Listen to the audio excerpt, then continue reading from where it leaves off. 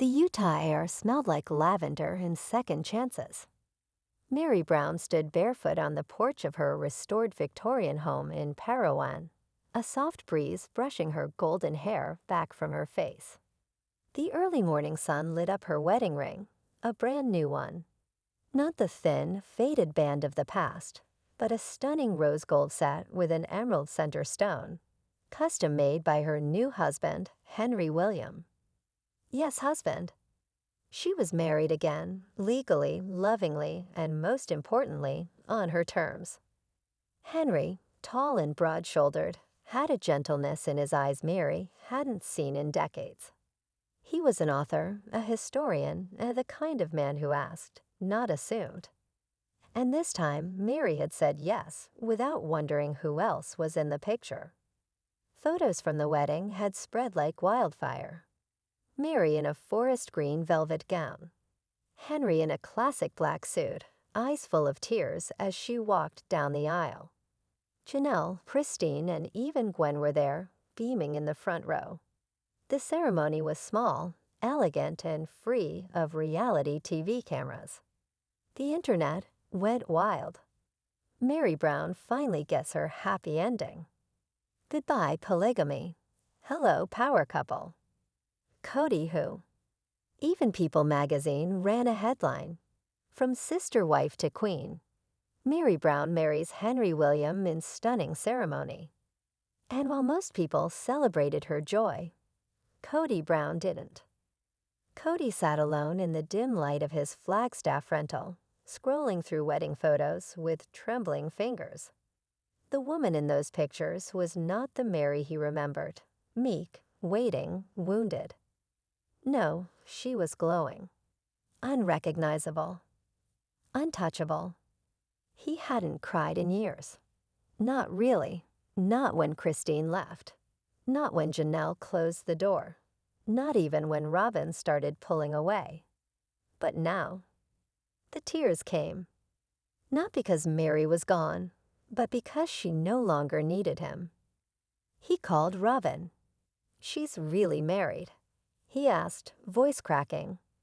Robyn's silence was louder than a scream. Yes, Kody. She is, and she looks happy. I can't believe she didn't tell me. She didn't owe you that. He hung up, fists clenched. His pride was a fortress, and now it was burning. For years, Meri had waited for scraps of love. For years, she'd endured humiliation, rumors, loneliness, all in the name of spiritual marriage. And now, she had chosen someone who chose her back. And Kody couldn't stand it. 3 days later, Kody drove 8 hours to Meri's doorstep. No call, no text, just showed up like he used to, like the past was a door he could still walk through. Meri was in the garden, tending to lavender and sage, when she saw him pull up in his dusty truck. She stood, calm and grounded. The wind caught her dress, her ring glittering in the light. Kody stepped out, his eyes red, his pride bleeding. Meri, he said, we need to talk. I made a mistake, he started, voice low. With you, with all of them, but especially with you. Meri didn't flinch. I know I pushed you away. I know I treated you like a placeholder, but I didn't see it then. I see it now. Meri crossed her arms, the warmth in her eyes replaced with something steely. Kody, I begged you for years to see me. You looked right through me. I was wrong. You were cruel. He stepped forward, desperate. I can change. We can try again. I'll go to therapy. I'll do whatever it takes. And then the sentence that shocked even him. Leave Henry. Come back to me. The silence that followed could have swallowed a mountain. Meri finally spoke, her voice calm and clear. You didn't lose me to Henry, Kody. You lost me yourself. To your choices, to your pride. Kody's jaw clenched. You really love him. She smiled. I don't love him because he's perfect. I love him because he sees me, because he never made me beg to be treated like a human being. I loved you once. You loved the version of me who stayed small. That version doesn't live here anymore." She turned to walk inside, but then stopped. "Goodbye, Kody." He stood there, a man undone, watching the only woman who had once waited for him finally walk away. Later that evening, Meri curled up on the porch swing next to Henry. "How'd it go?" he asked gently.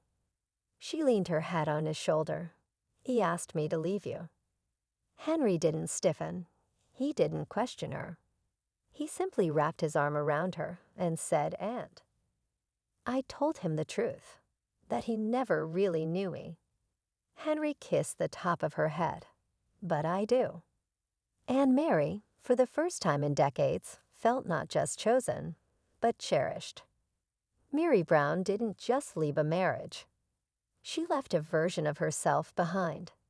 And in the ashes of what was once a spiritual union full of cracks and empty promises, she built something new. A love that didn't require silence. A life that didn't require approval. And a self that didn't need anyone's permission to rise. After Meri closed the door behind her, Kody leaned against the porch frame, his heart pounding like a drumbeat of regret. He replayed every moment, every fight, every cold shoulder. How did it come to this? For years, Kody had been the center of the universe in his polygamous household, the self-proclaimed spiritual leader. But that image had cracked, splintered, until now. He was alone.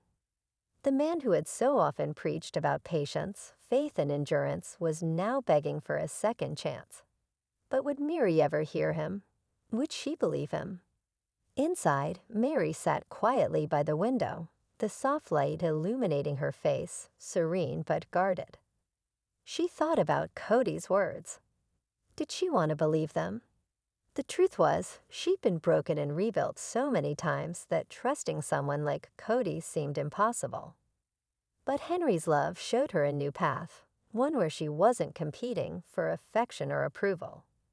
She whispered to herself, "This time, I'm not the one begging." Over the next few days, Kody tried everything. He sent texts, emails, even had mutual friends deliver messages. "I'm sorry. I'm working on myself. Can we meet for coffee?" But Meri's responses were distant, polite but firm. No promises. One afternoon, Henry stopped by Meri's home unexpectedly. Kody had called Meri earlier, but she didn't answer. Henry wanted to see if she was all right. When he arrived, he found Kody sitting on the porch, looking defeated. Henry approached cautiously. "Kody," he said calmly, "I don't want to fight.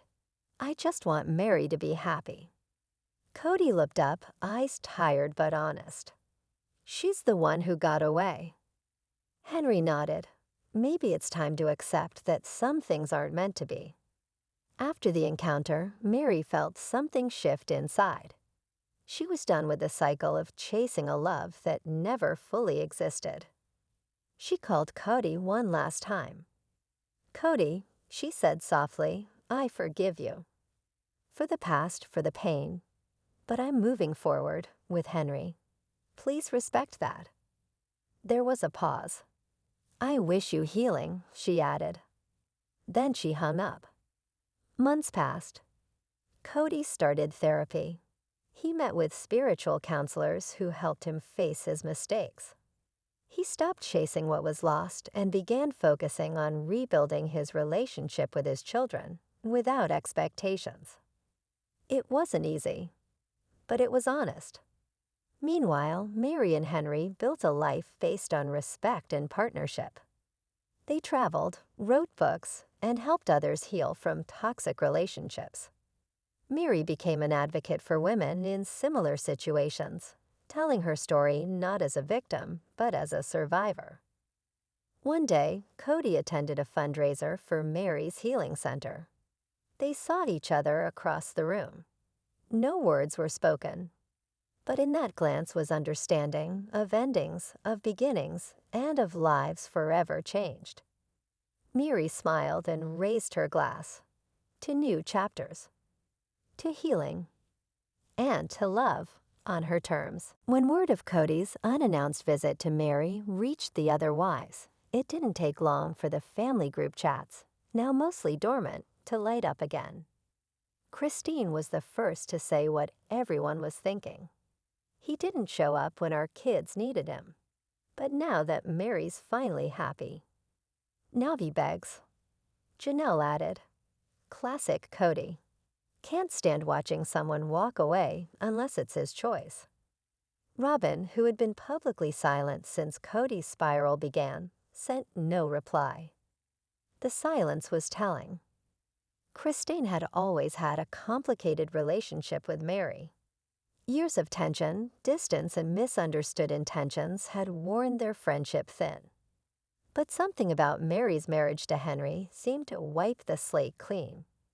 She showed up one morning with a bottle of sparkling cider and 2 glasses. To freedom, she said. Meri laughed. Took us a while, huh? Christine grinned. But we made it. And maybe that's what matters. They toasted in the kitchen, 2 women who had once shared a husband, now sharing peace, and maybe even friendship. Later that week, Meri received a message from Janelle. I watched the way Henry looked at you during your wedding. That's the look we all wanted, but only you found. I'm proud of you. Meri sat with the message for a long time. There was no jealousy, no bitterness, just admiration. The kind that meant something coming from someone who had also survived the same war. In her Arizona home, Robyn scrolled through Meri's social media quietly. There was Meri glowing on a mountaintop. Meri laughing beside Henry. Meri surrounded by children who weren't biologically hers, but who looked at her like a lighthouse. And Robyn. Alone. Kody had withdrawn. He'd stopped defending her, stopped coming home some nights. There were no more grand declarations, no more family unity. And deep down, Robyn wondered, was I his true love, or just the last one who stayed? Leon, Meri's child, had always been protective of their mother. When the wedding photos dropped, they posted on their stories. My mom deserves every ounce of joy she's getting. And if you disagree, stay mad. Other kids, like Logan, Hunter, and Mykelti, sent their congratulations. Even Truly, Christine's youngest, sent Meri a hand-drawn card that read, You look like a fairy queen. The next generation was watching, and they were rooting for her. A month later, Meri received something unexpected in the mail. A letter, handwritten, from Kody. Meri, I know you won't answer, and maybe that's fair. I just wanted to say I'm sorry again, but this time not to win you back, just to let go. You were always stronger than I realized.